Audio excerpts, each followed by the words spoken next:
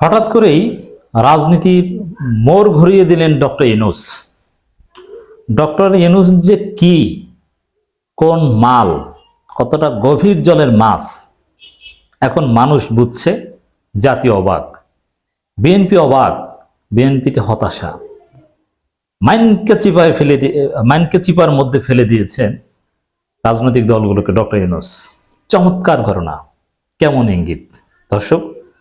এটা ডক্টর ইউনূস দায়িত্ব নেওয়ার পর তিনি যতগুলো চমক দেখিয়েছেন তার মধ্যে অন্যতম একটা শ্রেষ্ঠ ঘটনা ঘটেছে গতকালকে জাতীয় ঐক্যমত্য কমিশনের বৈঠকে।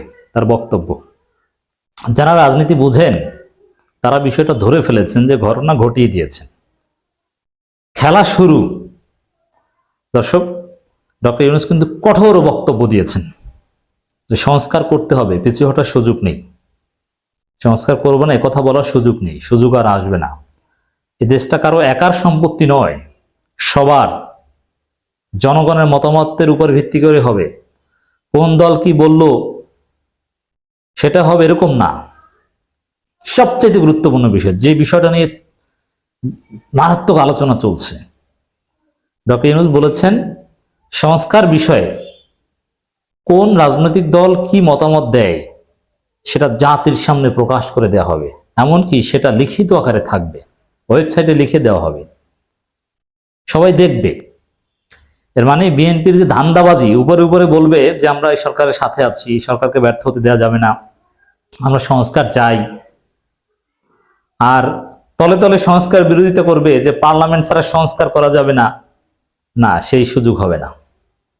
বিএনপি কি করছে, কি চায়, 24-এর গণবিপ্লবের সাথে, গণ অভ্যুত্থানের সাথে কোন জায়গায় বেইমানি করছে, সরকারকে পর্দার অন্তরালে কি চাপ দেয় আর উপরে উপরে কি বলে, সব ফাঁস হয়ে যাবে। দর্শক, এর ফলে কি হবে, এটা ডক্টর ইউনূস বলেছেন যে সব জানিয়ে দেওয়া হবে, ট্রান্সপারেন্টলি সবকিছু হবে। যে পর্দার অন্তরালে কোনো কলকাঠি নাড়ার মাধ্যমে কেউ এসেছে এরকম না, সবকিছু হবে ট্রান্সপারেন্ট। এর মানে কি, এটা সরল অর্থটা আপনাদেরকে বোঝাই। সংস্কার সহ জনগণের যে এই মুহূর্তে প্রত্যাশা, এর বিরুদ্ধে বিএনপি অবস্থান নিয়েছে। তো বিএনপি ডক্টর ইউনূস সরকারকে কি বলেছে, কি দ্রুত ক্ষমতা আসার জন্য কোন জায়গায় কি চাপ দিয়েছে, সংস্কার চায় না, জনগণের মতামতকে ভ্যালু দেয় না, এগুলো সব ডক্টর ইউনূস ফাঁস করে দিবে। এতে কি হবে জানেন? এতে বিএনপির ভবিষ্যৎ রাজনীতি মারা খাবে। কারণ তরুণ প্রজন্ম পরবর্তীতে দেখবে, সাপোজ দেখেন বিএনপি কেমন মাইন্ডকে চিকে পড়েছে। সত্যি এই ডক্টর ইউনূস যদি এই কথার উপর ইস্তেকামত থাকতে পারেন, বাংলাদেশের রাজনীতি একটা নতুন ইতিহাস সৃষ্টি হবে এবং নতুন অধ্যায় প্রবেশ করবে। রাজনীতি নষ্ট কালচার থাকবে না, সুষ্ঠু ধারার সুন্দর রাজনীতি আসবে ইনশাল্লাহ। কিভাবে দেখেন, এখন রাজনীতির বিস্ফোরত বিএনপি ভেজাল করছে, সংস্কার করতে দিচ্ছে না, তারা কারচুপির মাধ্যমে ক্ষমতা আসতেছে, যেই তো, এটা তো আপনারা সবাই জানেন।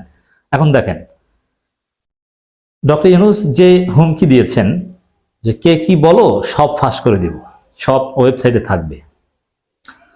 এখন এই ভয়ে যদি বিএনপি সংস্কারে রাজি হয় তাহলে তো ঘটনা ঘটে গেল। সংস্কার হলে তো আর বিএনপির অপরাজনীতি থাকবে না, যেই রাজনীতি করুক ভালো রাজনীতি করতে হবে, 2 নম্বরই চলবে না। তাহলে আমাদের প্রত্যাশা পূরণ হয়ে গেল। আর যদি সংস্কার না হয় বিএনপির কারণে, সংস্কার না হলে একমাত্র বিএনপির কারণেই হবে না, অন্য কোথাও সংস্কার আপত্তি করছে না। বিএনপি যদি সংস্কার ঠেকিয়ে দিতে সক্ষম হয়, একটা কারচুপি নির্বাচনের মাধ্যমে ক্ষমতা আসতে সম্ভব হয় পারে, তাহলে ওই যে বিএনপি সংস্কার ঠেকিয়ে দিয়েছে এটা তো লিখিত আকারে থাকবে, জনগণ জানবে।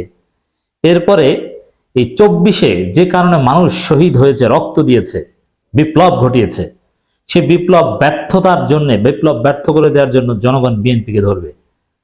তো বিএনপি সংস্কার বাধাগ্রস্ত করে কোন রকম ক্ষমতা আসতে পারলেও 24-এর স্পিডের সাথে গাদ্দারি করার কারণে জনগণ 1-2 বছরের মধ্যে বিএনপিকে পিটিয়ে নামাবে এবং বিএনপির রাজনীতি বাংলাদেশের ভূখণ্ড থেকে চিরতরে মুসলিম লীগ মার্কা হয়ে যাবে, আর ঘুরে দাঁড়াতে পারবে না।